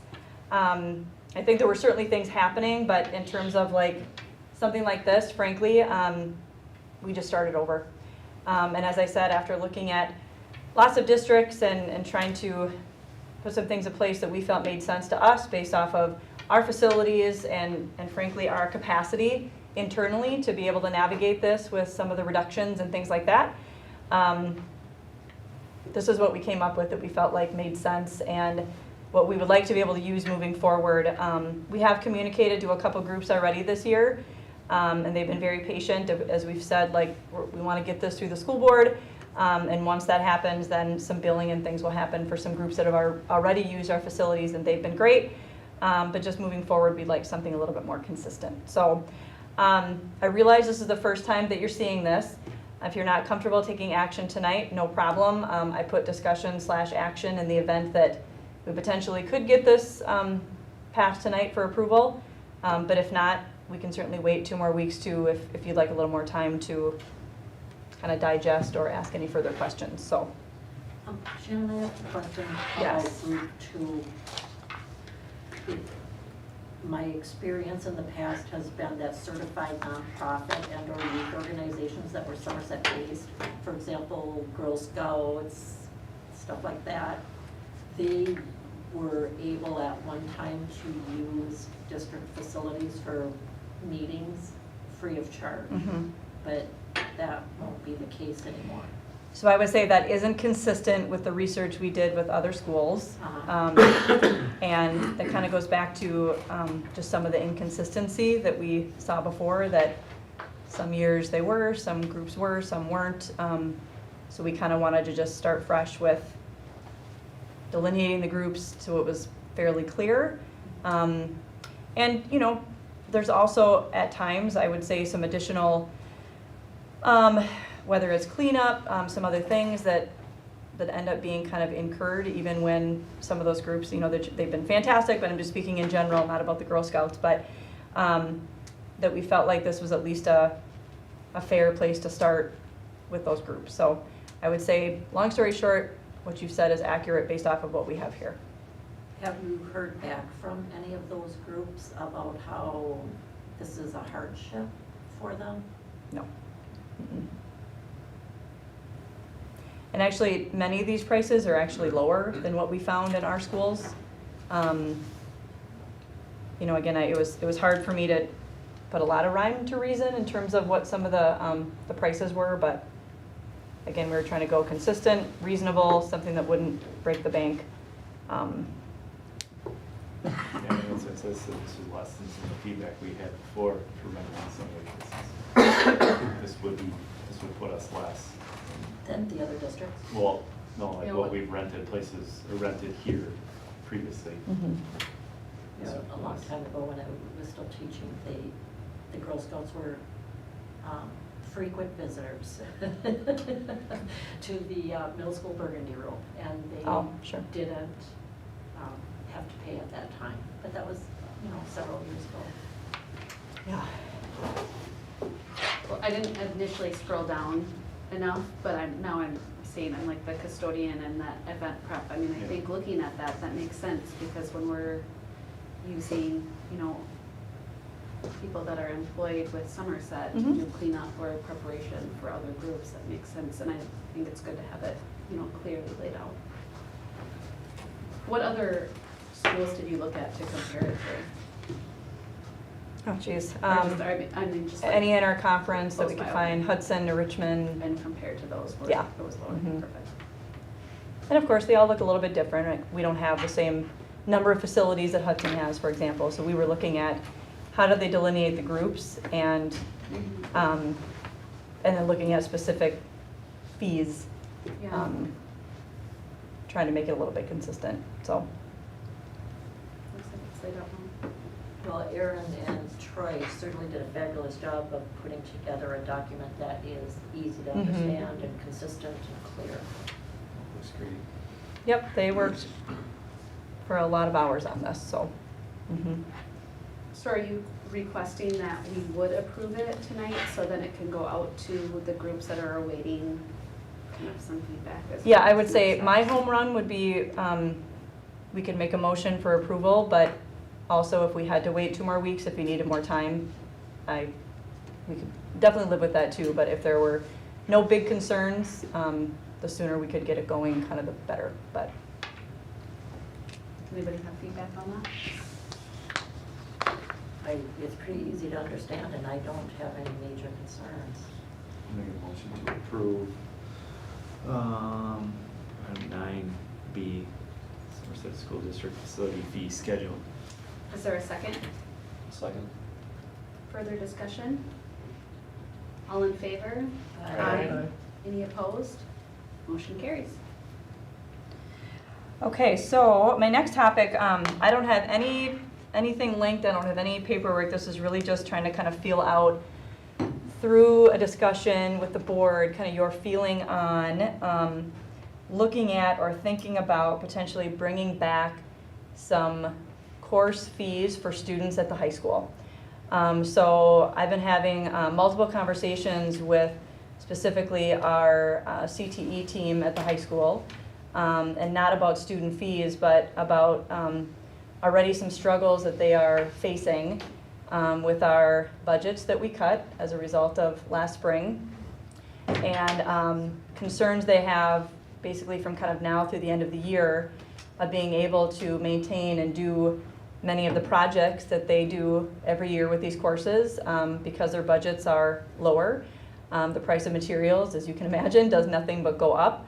And so, you know, one is we've been kind of brainstorming some things of, you know, trying to dive a little bit deeper into some partnerships with some businesses in the community, you know, for materials and things like that. One thing that I specifically had brought up was potentially looking at bringing back attaching a course fee to some classes at the high school. So I'm going to take you kind of way back. You know, when students previously, and I would say at this point now it's been at least, I don't know, 7, 8, 9 years. You know, if you took a woods class, a metals class, foods, those kinds of things, there was right in the handbook a certain fee associated with those courses to help cover, you know, the different materials and things like that. When we went through our equity work that we did as a district, that was one of multiple things that we addressed because we were concerned about putting up barriers for students to be able to access some of these courses by attaching a course fee. And you know, the reality is kind of sinking back in now with some of our budget things, and you just heard Dave speak as well, that I'm not convinced that this is or isn't something we should definitely do. I think with the team, it was just something that we've been talking about in terms of multiple ideas, but wanted to get kind of your feeling as a board. I will tell you in the research that I've done, we are the only district in the 10 districts around us that don't charge something for those courses.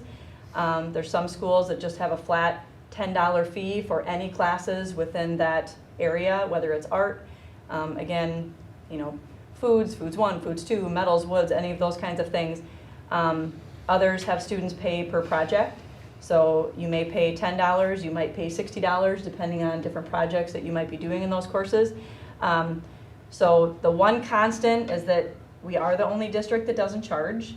From there, it kind of goes off the rails in terms of, you know, every district sets it up a little bit different. So I still have mixed feelings about it. There was real intent behind, excuse me, why we got rid of those fees.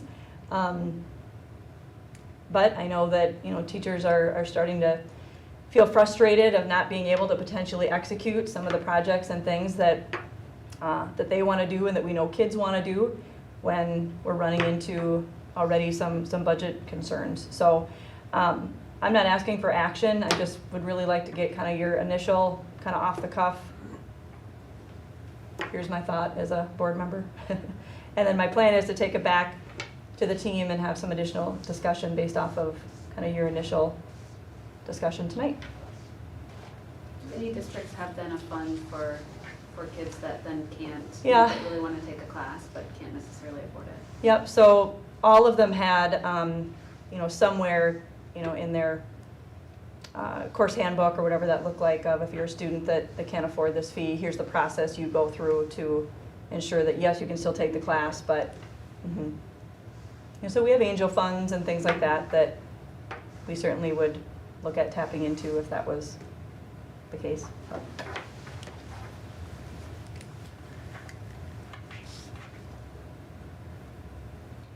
I support it.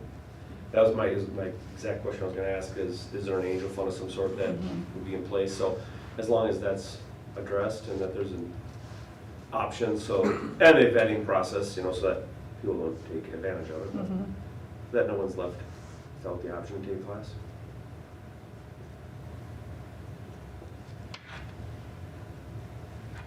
Well, I'd like to think about it some more and maybe get feedback from community members who are watching the meeting tonight, if anybody has strong feelings about it. You know, just right off the top of my head, hearing about it tonight, I'm thinking about the hundreds and I'm sure thousands of dollars the school district pays for our high school students to get college credit now and early college credit at the vocational school and at River Falls, and in the past on some online university courses. And this seems like a very small thing to charge students for when you look at the other side. You know, but again, that's just an initial reaction, so, you know, I'd like some time to think about it some more. To Lori's point, so our district has to pay for those college classes? Yeah, it's a state law. So how can we have to pay for college classes, but we're gonna charge people to be in a class that we offer at our school? I'm not fully sure I understand what you're saying. There's not a state law against it. So Is we that what- have to right, pay is for that- people to go to school elsewhere. If they wanna go to take a college class, Yeah, the district has to pay for that class.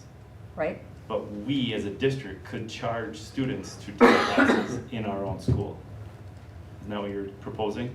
They would have to Well, pay a I'm not course positive fee. I'm proposing it, what I would just like to get your, We could, your initial. the district Sure. could say, no, we're gonna charge you to take this class. Well, Well, it's not- it's not charging them to take the class, it's charging them for materials that they're using, especially in a class like Woods or those other classes, or not food so much, but the industrial arts right? classes.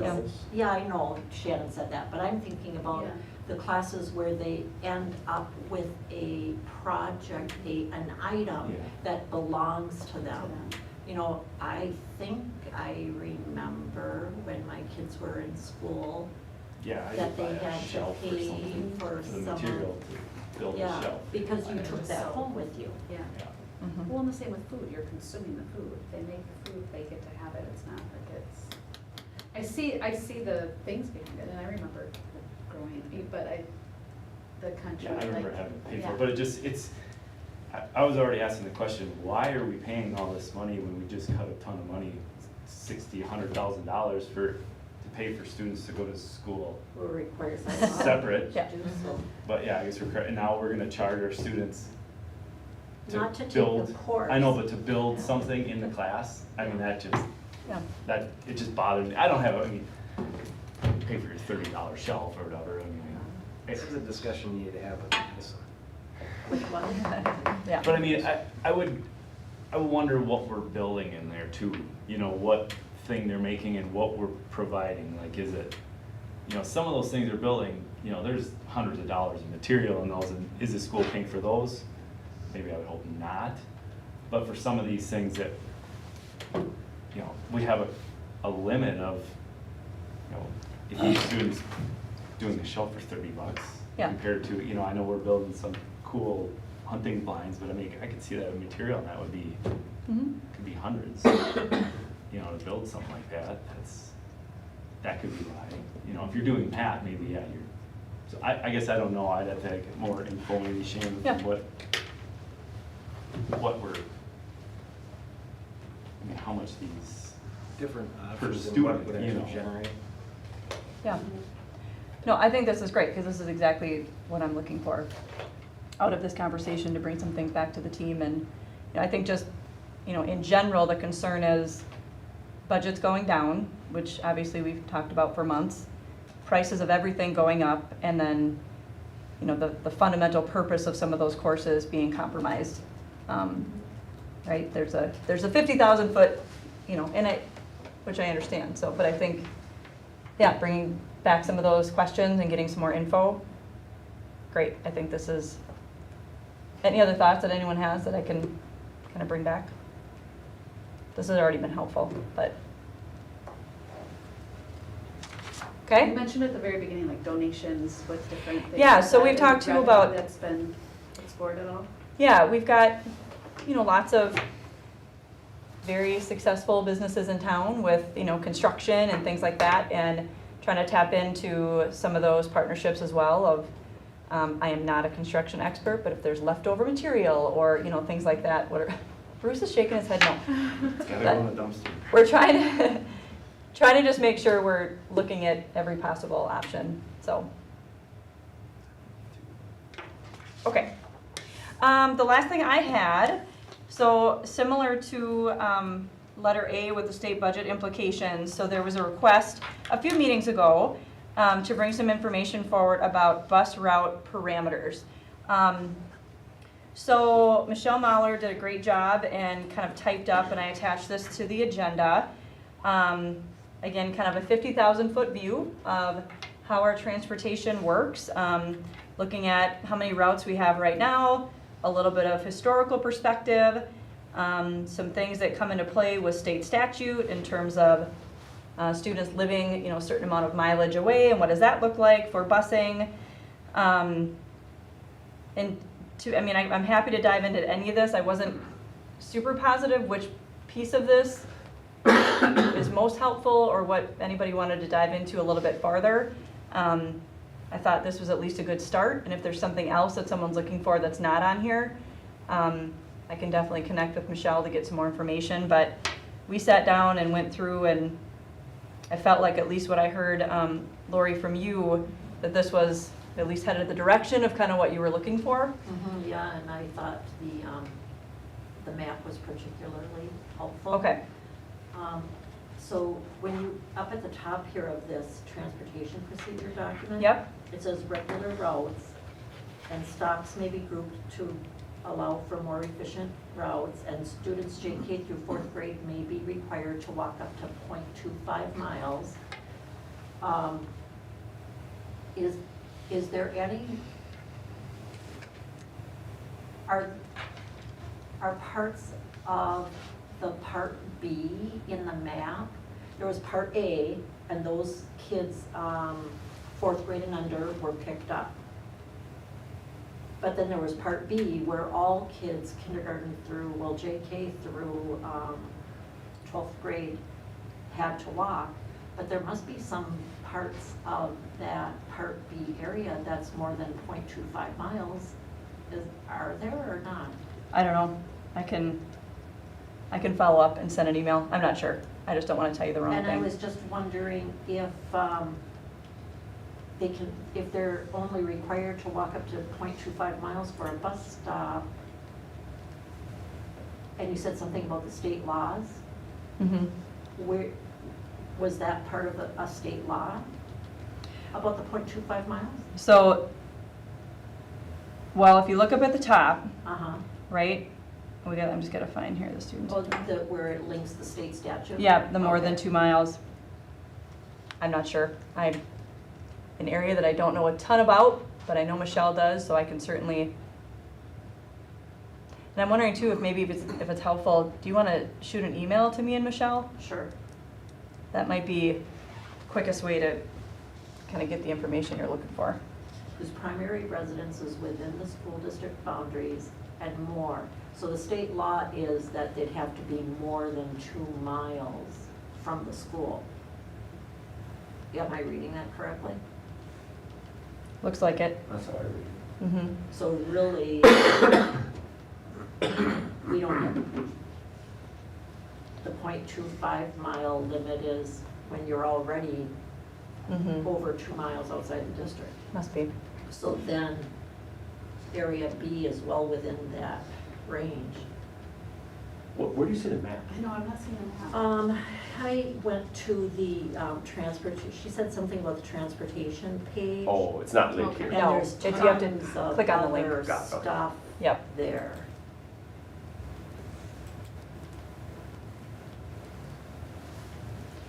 And Lori, the initial concern that was brought to you, I just honestly can't remember at this point. Was that someone that currently is not able to ride because of geography? It was something about having to pay $600. And when I clicked on some of the links, I did find, there were different, I'd have to go back and find it again. Okay. But there was different, miles from school or how far you were from the district, and one of them was $600. Sure. Yep. Does anybody pay that fee? Do you know? I don't know off the top of my head. Would they pay the district or Safeway? Somebody asked that question, I think. What was your question? Is it? If somebody were to take advantage of that, would they pay Yeah. Safeway directly, or does it go to the school? It would go to the district, and then it becomes part of our Safeway contract. And I think, Michelle was sharing too, and again, she's got a ton of knowledge about this, that, we get reimbursed a certain percentage for our transportation, and anything outside of kind of what's listed here between state statute and our unusually hazardous transportation plan, we don't get any reimbursement for. So trying to be diligent about some of the extras and things like that, because that will cost money that we don't get reimbursement for, right? So that kind of goes through the map that you were looking at, Lori, and where the bus pass comes into effect. It is on the bus pass, an Yeah. annual pass, is you have to pay Yep. $650. Michelle had said maybe 1 or 2 per year in terms of the bus pass. It's not real prevalent.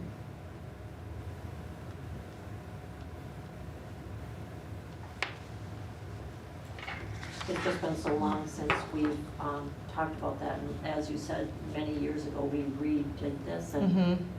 I just thought it was something Yeah. important for us to be aware of, especially when I was asked a question, and I didn't have any idea. I didn't know that we charged $650 for a Mhm. bus pass. Mhm. Yeah, no, this was good. I actually learned a couple things too, so. Any more questions on that?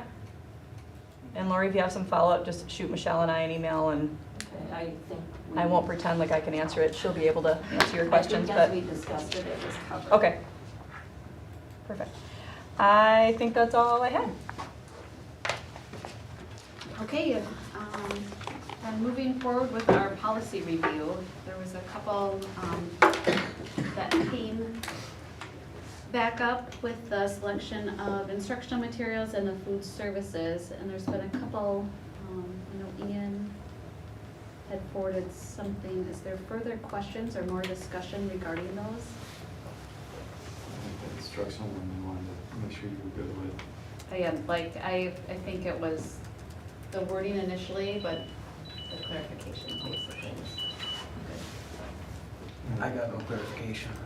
I just think it's a lot of extra wording that isn't necessarily to, I think it's unnecessary. What part? Unless somebody can give me a reason for it, which nobody's been able to yet.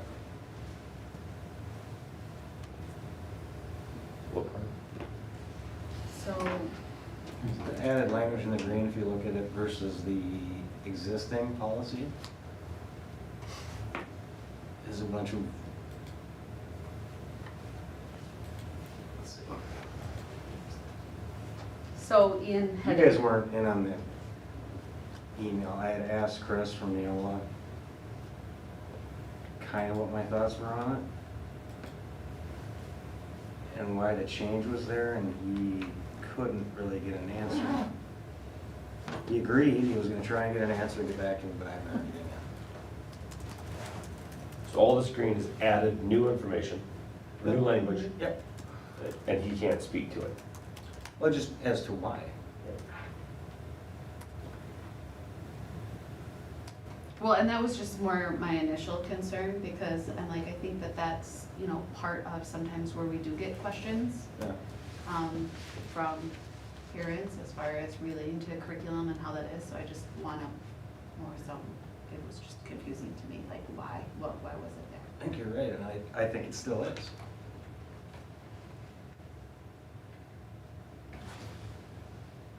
I guess that's my point. If it doesn't really change anything, why add all that to make it confusing?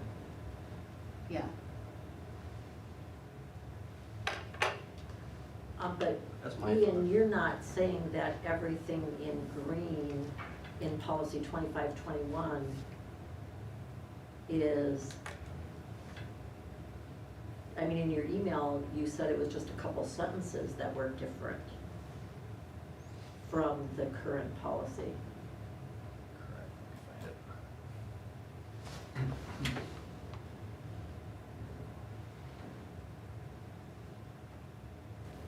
So, are you gonna forward that email to the rest of them? I can do that, yeah. In comparing our current policy to the proposed revision, Ian said that the only substantive changes are the specific removal of the quizzes, tests, exams, etc., from being considered instructional material. And then in the next paragraph where they were talking about instructional equipment, the expendable supplies with an expected lifespan of a year being eliminated too.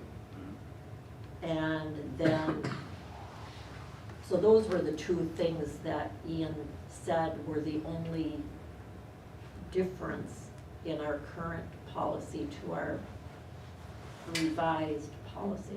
Yep. But I think you would put specifically the part on top, because that's what we had specific kind of questions about. That's what didn't make sense. That's where that one Yeah. sentence is. Right. Correct. So even though that the term instructional equipment, that is new, I think that was clear. But the first part, the purpose of instructional materials defined as supplemental books, readings, activities, online resources, and media, that was the piece that we were questioning, right? Well, the whole thing still doesn't make a lot of sense to me. Well, I mean, I read the current one, and it does. Yeah. This is, I don't wanna.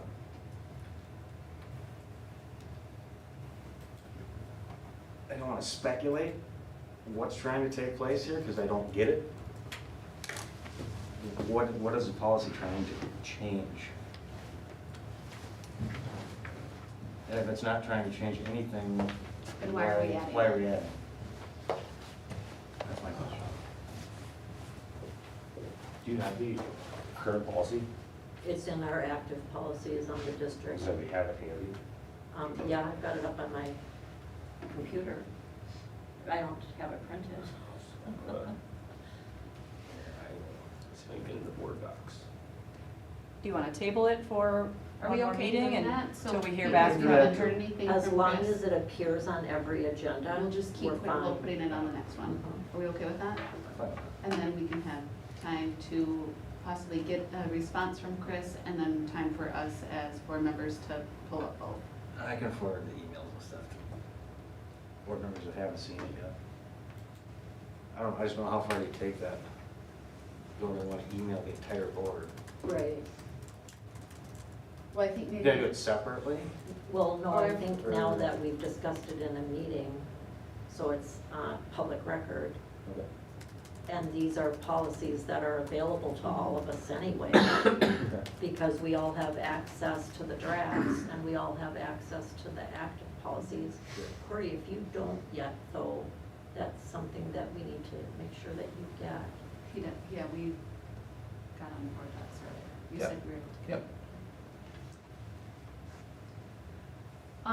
So let's table that, put it on our next agenda, and then with the food services, was there additional discussion or questions with that particular policy? Chris made some changes in the language to make it more clear.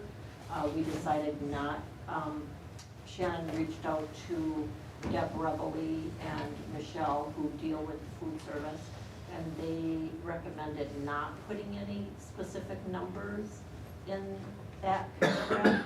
But the way it was edited by Neola, the sentences didn't make sense.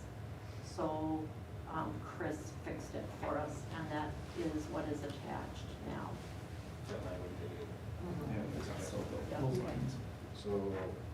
So then moving forward, are we able to have action with the food services policy and then continue to table the selection of instructional materials and equipment? Yep, I'll make a motion that we approve item 10B, policy 8500 food services, and bring policy 2521 back to our next meeting. Was there a second? I'll second. Further discussion? All in favor? Aye. Any opposed? Motion carries. And then looking for our topics for action with our personnel update and the minutes that are listed as well. Make a motion to approve 11, A, B, C, and D. And I'll second. Did somebody already second? No. Okay. No, but we're missing something on the October 24th. The agenda approval was, motion was given by Matt and seconded Oh. by Marge. What did I Thank do? you. On which one, the 24th? Yeah, the special session. You have motion to approve the agenda and the second, but they're not filled in by who did them. Oh. Under roll call? Yep, right under. Under that. Okay. Do I need to go back and listen to it? No. Nope. What was it? Matt made the motion and Marge seconded.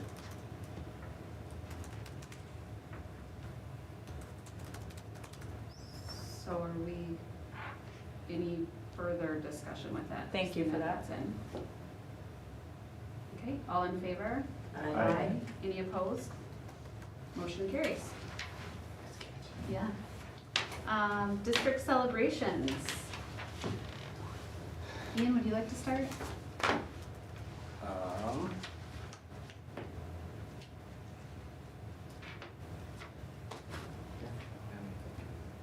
Sorry.